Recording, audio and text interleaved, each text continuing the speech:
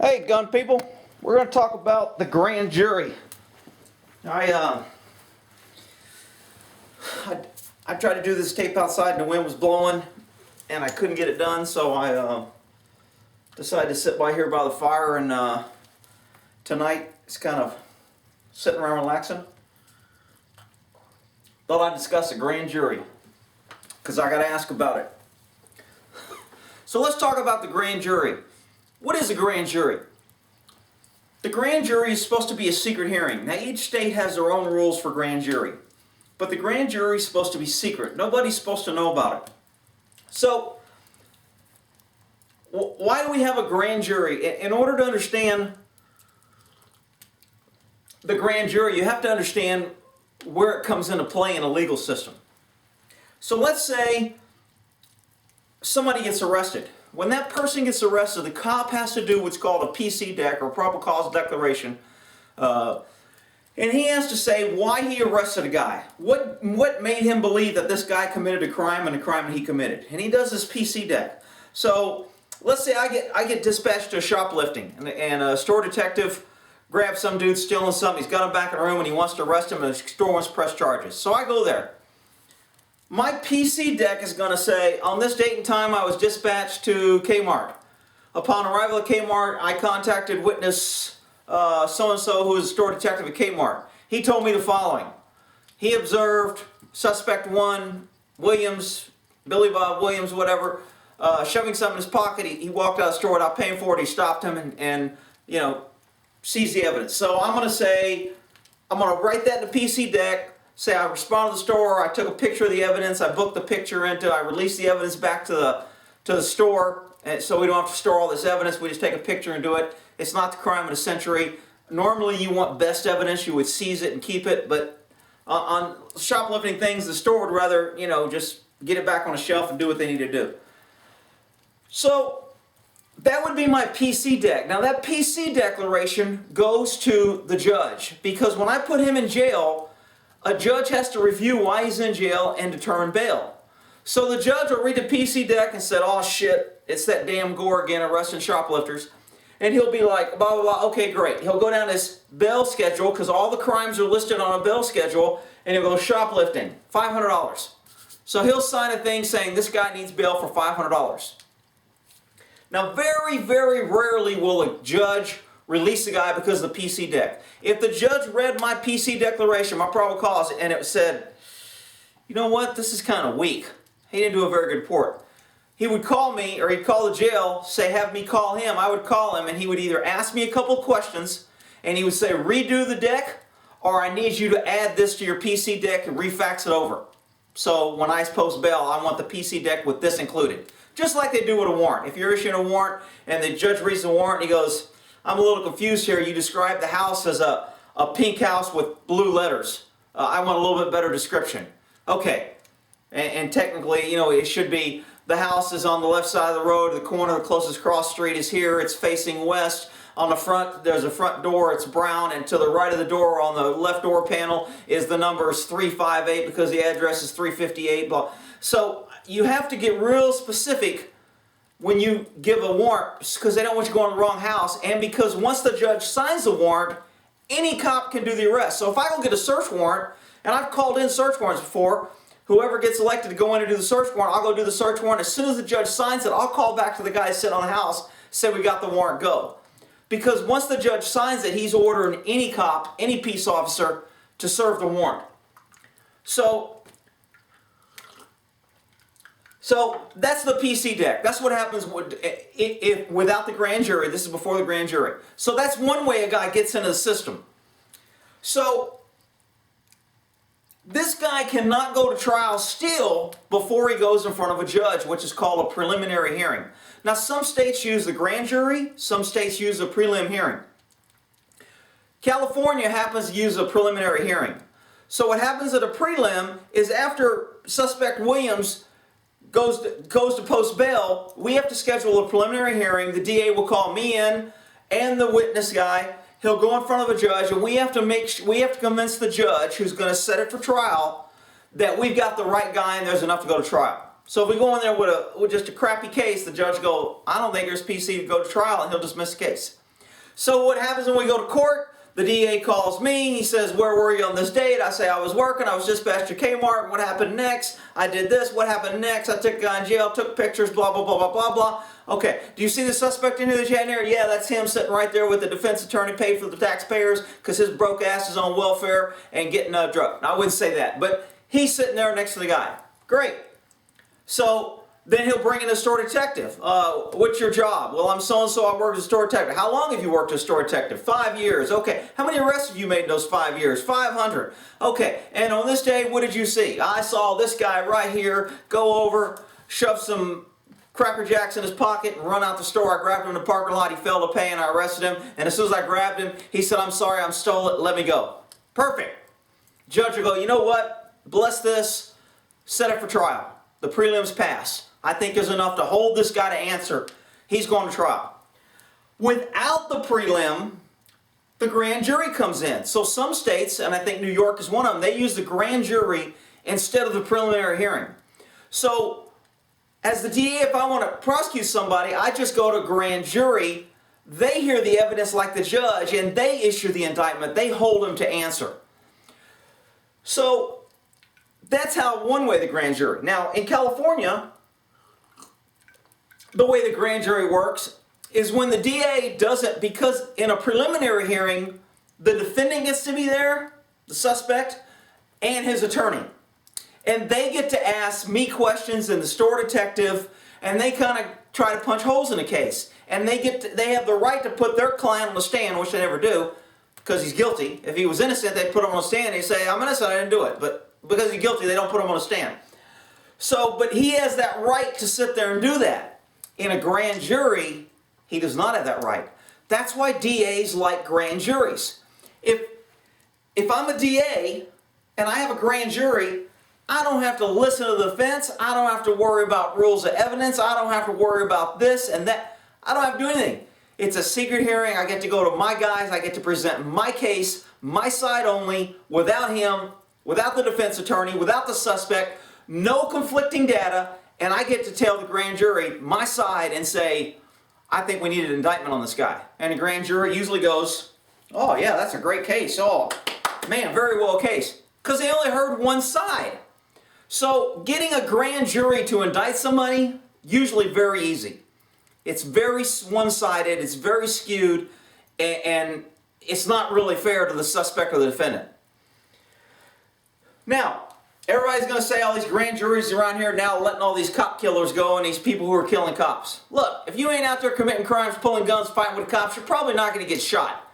Not too often are people just walking down the street, minding their own business, paying their bills and taxes, and a cop runs up and shoots them. It just doesn't happen. Although the news media will make you think that's what happened. You know, poor black man about to go to college, getting his life together, gets shot by the cops, walking out of a store. Doesn't say he robbed it, doesn't say he punched a guy, doesn't say, you know, he tried to attack the guy, didn't say he tried to resist, fight, none of that. So what happens is the DA will take that to grand jury. Now, why would he take it to grand jury? Because he don't want the political heat if he doesn't charge the cops. So in order to play the game, in order to keep the citizens feeling like they're happy, he says, hey, I gave it to the grand jury, they let him go. Now, look, if I'm presenting my case to the grand jury, I can make them indict or not indict. I can do a crappy job or I can do a good job. In the case of the cops, if you present a case for cops to use of force, and I'm thinking these cops were let go for the right reason, I'm not saying the DA did this, he could have done it, and he probably did do what I'm about to say, but it's not like a bad thing. If you hear that thump, that's my cat knocking on the door to get in. It's not like a bad thing. So, but as a DA, if I'm taken in front of you and I want to be able to put in the paper, hey, I gave it to the DA and the DA said they're not indicting the cops. It's not me. I didn't do it. Don't not vote for me. Don't think I'm a racist. It's that damn grand jury. Or it's the same way when a jury lets somebody go like OJ that everybody knows is guilty. OJ had blood on his hands. He killed. He tried to kill himself. He went on a chase. He wanted to die. We had confessions over the phone that were excluded. There was all kind of shit. Everybody knew OJ did it, but they got him off because they had the jury in there and the jury only heard certain things. See, that's the problem with the jury system. Now, don't get me wrong. I think the grand jury is the last great hope for the citizen because we always have the right to keep the government in check. The grand jury can always go, we think you're being vindictive, government. We think you're taking too many bites at the apple. We think you're going after him wrongly, and we're not going to give you an indictment. So the grand jury still gives the people the last chance to control government. And that's why it's a good thing. Why it's not a good thing is how the grand jury's picked. The DA gets to pick the grand jury. I mean, well, that's different in some states. I think in Texas, somebody told me that the grand jury has to nominate you or put you on a list, and then they have a big list, and then they make you fill out some paperwork, and then they pick from the list. Now, somebody who's got a bunch of run-in with the cops not getting on the grand jury. The DA wants people in the grand jury who are normally good, hard-working, tax-paying, got a job, good citizens with kids in the community, so they're going to be anti-bad guy, and when the DA puts somebody in front of them, they're going to go get him, DA, put him in jail. That's the kind of people that's on the grand jury. Well, the flip side of that is those same people are normally, cops have a tough job, they're out there doing a hard business, dealing with bad people. We need to give them the benefit of the doubt when they get in the use of force. So, you've already got the grand jury kind of in the DA's pocket, so to speak. And it's the same way with the Attorney General or the federal grand jury or whatever. They're always, the people on it are always kind of in the law and order or on the government side to a certain extent. Now, if I'm presenting a case to the grand jury, and this is what a lot of people don't get, here's what a case would sound like if a cop used force. Let's say, I don't even know the guy's name, but one of these guys, let's say the guy that robbed the store came out, punched the cop in the face, reached in the window, kicked the door, beat him, tried to grab his gun, the gun went off, and he ended up shooting him.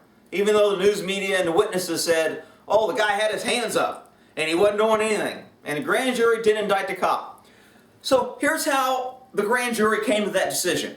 Now, you can't be in a grand jury, and I mean, I've testified at a grand jury, and I've kind of provided security for a grand jury. This is another thing. Grand jury gets treated and kind of with kid gloves by the DA. When we had a grand jury where I worked, it would be on a Saturday morning. Nobody knew it was there. Only the grand jury knew. Only the witnesses knew, and only the people involved. A lot of times they had grand jury, and I was working in the office. I didn't even know there was one because I wasn't involved. Only the guys that are involved in it know about it. So, but you'll know if you go in the office at 7 in the morning, you see all the cars in the parking lot, and you go, what the hell's going on? Then you got the big signs as you walk in, grand jury in progress, grand jury, stay out, keep out, because they just do it in some back room, whatever. So, the grand jury gets kind of catered to. When we had a grand jury there, they had coffee, donuts, pastries. When they came in, there was somebody holding the door. Oh, thanks for coming, kind of kissing their butt. I mean, pretty much, it was at the DA's office, so he's got the home court advantage. He's giving them all the free stuff, coffee, cookies, treating them like kings. And the odds of them saying no to him is slim to none and slim left town. It just doesn't happen much. The flip side is, if I'm going in there and I'm saying, hey, I'm getting a lot of heat, these cops, everybody wants me to investigate this, so I'm going to give it to the grand jury. So here's what the grand jury would see on a cop use of force. They would bring in cops with the same experience who they've talked to and said, hey, what do you think about this case? Oh man, I'd have done the same thing. Perfect. You're testifying to grand jury. Here's your subpoena. Be there at this morning. Oh, wait a minute, man. I got plans. Tough luck. You've been served.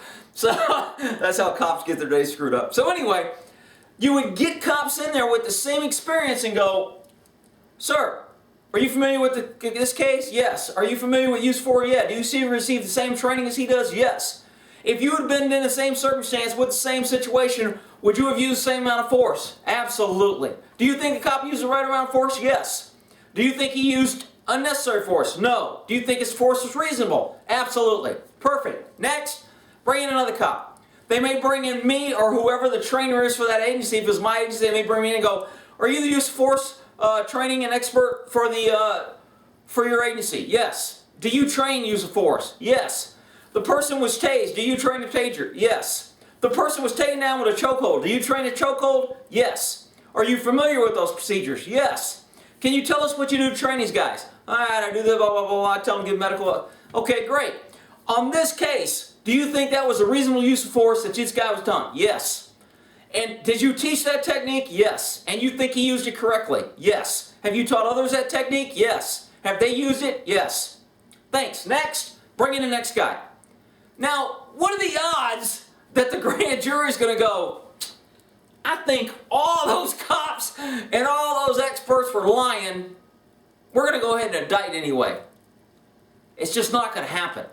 So you've got the people that say the grand jury is rigged, it's BS, and it doesn't work.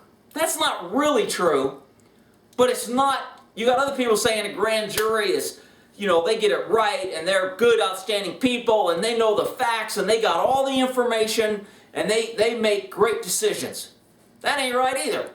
Because with juries or grand juries, they never get the full set of facts. Nobody ever knows everything. There's always rules of evidence and exclusionary rules, and did somebody break the law? When the government, cops work for the government. So cops are part of the prosecution team. The DA is part of the prosecution team. We're all kind of officers of the court, so to speak, so we're all working for the government. So we all have to obey the rules. So when a cop doesn't obey the rules and he does something and the judge goes, man, you know what? You got a confession, but you were standing on the guy's neck. So I think you used too much force, so I'm going to exclude his confession because I don't like the way you got it. So nobody will ever know that the guy admitted to doing it. Now some will say he only admitted because you had your foot on his neck. Others will say he was fighting being a pain in the butt and he admitted it before and he told you to kiss his ass and then you put your foot on his neck. But it doesn't matter. If the judge says it's excluded, it's excluded. That's why when people go, oh, the courts get to the truth. The courts don't get to the truth. They don't care about the truth because they know the truth and they won't let it in. If you're ever sitting on a jury, if you're sitting in a courtroom and the judge goes, I'll see the attorneys in chambers. What's being happening there is some negotiation and dealing behind the scene on whether the jury's going to get to hear something. And both of them are going to argue. I want them to hear it for this reason. I don't want them to hear it for this reason. The judge goes, you know what? I'm going to let them hear it. And then this guy goes, oh, I'm going to appeal it. And if they do that, I'm going to appeal it. Well, whatever. So the judge makes the rule. They go out there and the jury gets to hear it. So it's all about wheeling and dealing. So the jury never gets just the truth. It's just like when I'm testifying. Before I testify as a cop, I meet with the DA. And the DA goes over my report and everything. He goes, look, man, here's what I'm going to ask you. I got to prove you were where you were supposed to be. I got to prove your uniform. And I got to prove that you found this here. And I got to prove why you searched, that you had a probable cause to search. So these are the only questions I'm asking you. Okay? And I'm like, yeah, I've had DAs before ask me, hey, man, in your statement, you said the girl was under the influence of cocaine when you interviewed her. I said she was. Well, yeah, but her statements helps us. Can you take that out? I don't want that in there. Now, some cops will take it out and rewrite the statement. I think that's BS. I was like, no, I ain't taking it out. She was under the influence. I think she was under influence. If it hurts the case, I don't care. So, sometimes, you're not on our team. No, I'm on the team of the truth. My job is to get to the truth. I don't give a shit about all you attorneys wanting to win in the courts and look good and how it reads in the paper and your press. I don't give a shit about all that. My job is to get to the truth. And the truth is, she was under the influence of cocaine and I ain't taking it out. So move on. Either you don't use her statement because you don't want that in there, or I'm leaving it in there. Plain and simple. And DAs are always asking cops to either add something or take something out. Can you add? Now, when they ask you to add something, they're not asking you to lie and add something. They're just like, you know what? When you were searching that car, in the back of your mind, was it maybe, possibly, that they were connected to the murder? And the cop will be like, we call that a clue. The cop will be like, oh yeah, that was in the back of my mind. I need you to add that to the report. Okay. Because it makes the probable cause stronger. So, is it lying? I don't know. I mean, could it have been in the back of the mind? Maybe. I mean, maybe he thought about it. Maybe it was an afterthought. Maybe he didn't really think about it, but after he hears it, he was like, yeah, absolutely, that was what I based my opinion on. So, when people get mad at juries and grand juries, man, give them a break. They only get what the government tells them. And the government being the judge, the attorneys, in a grand jury's case, the prosecutor. So if the prosecutor runs in 10 witnesses saying the cops did the right thing, runs in everybody that does it, and then brings in a couple witnesses that lied, because they had witnesses that lied, so they brought those witnesses that lied. That made the case even stronger the cops did the right thing. And so that since they couldn't find any conflicting statements from the officers, they had officers coming in saying the guy used the right amount of force, and they had witnesses that lied about the officer and later either retracted or found out they were lying. The grand jury went, we're not indicting the cops. And I think it was the right call. Man, it's getting warm over here. That fire's putting out some heat. So that's the grand jury in a nutshell. So if you want to get on a grand jury, I think it's a great thing. Would somebody want me on a grand jury? I don't know. When I was getting back to testifying, sometimes, when the DA tells me, look, when I ask you these questions, don't go there. Because sometimes when we talk in the office, and he'll ask me a question, I go, yeah, that's true. Yeah, he did that. And when he did that, he also said blah, blah. Don't say that. I don't want that coming in. Don't mention that. Because if you mention it, the defense attorney has somewhere to go, and he'll muddy up the water. And I'm like, I never liked not saying something and not being myself. I just would rather say, it is what it is. If you let them go, I don't give a shit. Our system is based on 100 guilty people go free, so not one innocent person goes to jail. And when you get DAs wanting to win and they get into these records and I've got this 98% conviction rate and I've got this and I need a good press release and the public's going to be pissed, all that crap's BS. I don't like that. I'm not into that. I'm not political. I don't do that. That's why I like judges, and that's another thing about the grand jury, is that the grand jury, the grand jurors in some places, Smokey, I'll let you in a minute, boy. The grand jury in some places get to ask questions, and I like that. I'll be sitting on a stand sometime, and some judges, not all of them, but some judges, if they kind of get the hint that the DA's kind of keeping people quiet, especially if they knew me personally, because they knew me personally, I'd be like, yes, and I'd look at the judge like, I'd like to say more, but I can't. So if they knew me, they would ask the jury, is there anything that you would like this witness asked? I can't have you ask them, but if you ask me and I think it's relevant, I'll ask the witness. And I'd start grinning, and one of the jurors would go, yeah, why did you? And they would go right where they should be going. They should be asking good questions that's not being answered because they're playing their games. And the DA would be like, oh crap, I can't believe he's going to have to answer this. And the judge would turn to me and go, Officer Gore, can you answer that question? And I'd be like, sure, blah, blah, blah, blah, blah, blah, blah. And afterwards, the DA would pull me aside and go, when the judge asked you that, you didn't have to elaborate and give him all that extra. You know what? I don't give a shit. Dude, quit trying to think that I'm on your team to win at all cost. I want to put the bad guy away as much as this guy, but I don't want to do it at the cost of my integrity or being honest or being exactly the way the public sees the cops. Has a bunch of untrustworthy lying, blew the line, we're all on the same team, you can't trust us. I even see the cops that way. I've been in the system, so I know it's there. As much as cops that are in it hate saying it because nobody wants to admit that they're part of a corrupt thing. It just doesn't happen.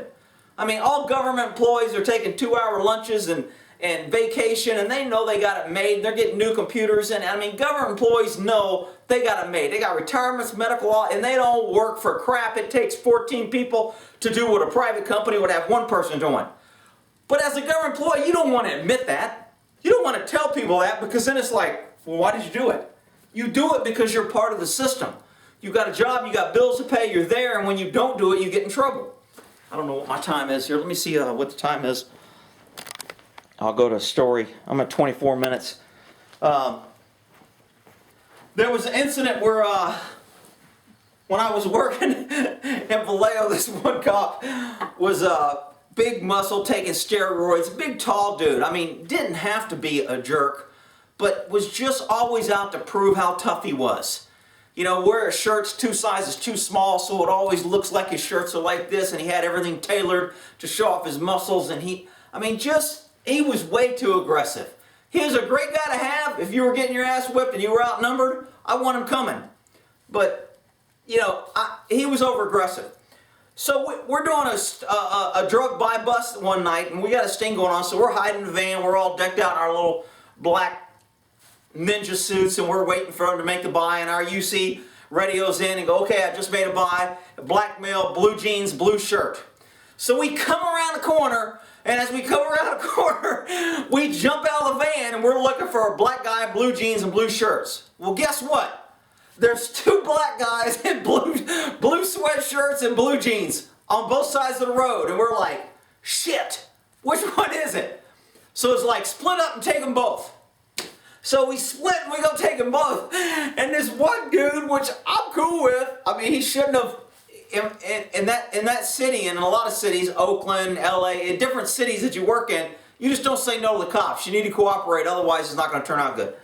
Well, in Vallejo, that was one of the places you don't say no to the cops or you're going to get a thumping. So this guy standing over here in the corner, and with the half a team that I ran over to him, and we're like, get your hands up, police, task force. And he's like, man, I didn't just buy dope from your dumbass undercover cop, that was him. So I'm thinking that's a clue that he knew we had a UC, he knew who he was, and he knew they just bought from him. But we still have to kind of verify between the two. We're going to search them both and find the dope.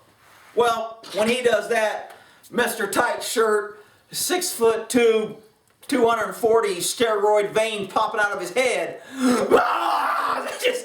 just jumps on him, and the fight's on. And because he's fighting, he starts resisting because he don't want to play the game. All the cops dogpile on him. There's 4 cops honing him, and the macho guy's like on his head and just hitting him in the back because he won't show his hands, he won't take his hand out of his pocket. I mean, they're just way out of hand. So finally, when they get him spread out, I'm like, man, this is bullshit. So I grab Big Boy by the back of the belt, and I pull his ass off and spin him red. He turns around to me like, oh, does the honk, and I'm like, dude, there's 4 cops on him. They got him, relax. Well, you would think that the other cops would be like, man, yeah, he was out of control. But I'm the one that gets called in by the sergeant saying, hey, dude, if you ever want to get covered in this city, you can't be doing that. And, especially to him. And, the guy saw that. And now they don't know if they can trust you. And it's that blue line. Those are the little things that keep cops in line, so they don't want to stop things. You don't want to go against the grain because and I'm like, wait a minute. That guy was out of freaking control. He was on his stinking neck. I said, I just pulled him off. I said, I could file a complaint on his ass and get it in his jacket and then go through all the other bullshit. Oh, no. Man, he goes, you'll never work here again. They won't back. And I've been in that city. Cops who have done that, I've watched them. They're on the radio yelling for help. They're getting ass beat. And there'll be cops parked in the parking lot. And we'll be going by code 3 to help this cop. And I'm like, what the hell are these 2 cop cars doing sitting there? And my partner would be like, oh man, he turned him in for some shit so they don't back him up. And I'm like, man, that's bullshit. And he goes, yeah, I know. Whatever, let's just get there and help him. So, I mean, it's the way it is. So, it's not a perfect world, and it's a secret world, and I don't like things that are secret, which is why I don't like the grand jury being secret. I think when government is secret, it's a bad thing. I think the public needs to know. Those who have nothing to hide nothing. That's my spiel on the grand jury. Each state's different. You can look it up and see, but behind the scenes, those are kind of things that most people aren't going to know. Hope that helps. We'll end that there.